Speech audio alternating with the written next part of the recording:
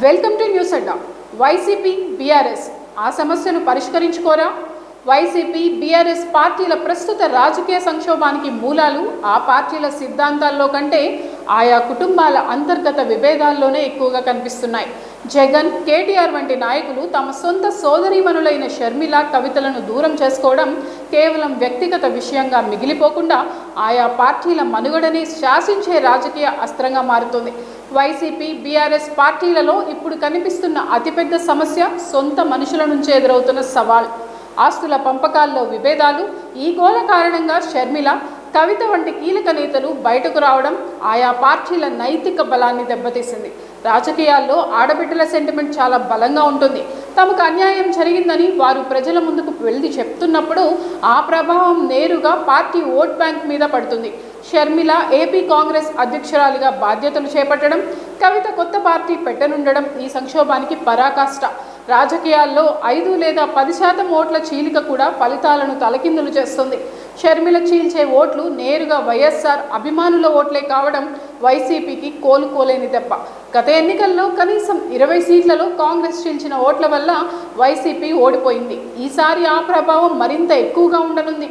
కాంగ్రెస్ సాంప్రదాయక ఓటు బ్యాంకులైన ముస్లిం, క్రిస్టియన్లు షర్మిల వైపు చూస్తున్నారు.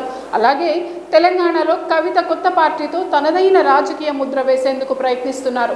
కవిత రాజకీయం బీఆర్ఎస్ సాంప్రదాయ ఓటర్లను గందరగోళానికి గురిచేస్తున్నాయి. ఈ నాయకులు సాధించే విజయం కంటే వారు జగన్, కేటీఆర్లకు చేకూర్చే నష్టం చాలా ఎక్కువగా ఉంటుంది. తక్కువ ఓట్ల మెజారిటీతో గెలిచే స్థానాల్లో ఈ చీలక పార్టీల పతనానికి ప్రధాన కారణం కాబోతుంది. ప్రస్తుతానికి జగన్, కేటీఆర్ ఇద్దరు ఈ ముప్పుని గుర్తించడానికి నిరాకరిస్తున్నట్లు కనిపిస్తుంది. ఇది కేవలం కుటుంబ సమస్య అని, లేదా వారు పెద్దగా ప్రభావం చూపలేరని భావించడం ఒక రకమైన పొలిటికల్ బ్లైండ్నెస్లో బతికేస్తున్నారు. ప్రజలు ఓట్లేయాలిగా అని కేటీఆర్ తేలికగా తీసుకోవడం, కాంగ్రెస్ను అసలు లెక్కలోకి తీసుకోము అని జగన్ అనడం ఈ కోవలోకే వస్తాయి. గతంలో అనేక ప్రాంతీయ పార్టీలు ఇలాంటి అంతర్గత విభేదాల వల్లే బలహీనపడ్డాయి. ఎదుటివారు చేసే సవాల్ను తక్కువ అంచనా వేయడం, ఈ గోలకు పోయి రాజీ మార్గాలను మూసివేయడం వల్ల మొదటికే మోసం వచ్చే ప్రమాదం ఉంది. సొంత కుటుంబ సభ్యులనే కలుపుకోలేని వారు ప్రజలను ఎలా కలుపుకుపోతారు అనే ప్రశ్న ప్రత్యర్థులకు బలమైన ఆయుధంగా మారుతుంది. రాజకీయాల్లో అధికారం శాశ్వతం కాదు, కానీ నమ్మకం ముఖ్యం. తమ కోసం కష్టపడిన సోదరీమణులను బయటకు పంపడం వల్ల ఆయా నాయకుల ఇమేజ్ డ్యామేజ్ అవుతుంది. వైసీపీ, బీఆర్ఎస్ పార్టీలు తమను తాము కాపాడుకోవాలంటే ముందుగా ఇంటి సమస్యను పరిష్కరించుకోవాలి. ఈ గోలను పక్కన పెట్టి ఆడపిల్లలకు దక్కాల్సిన గౌరవం, హక్కు కల్పిస్తేనే పార్టీలు మళ్లీ పుంజుకుంటాయి.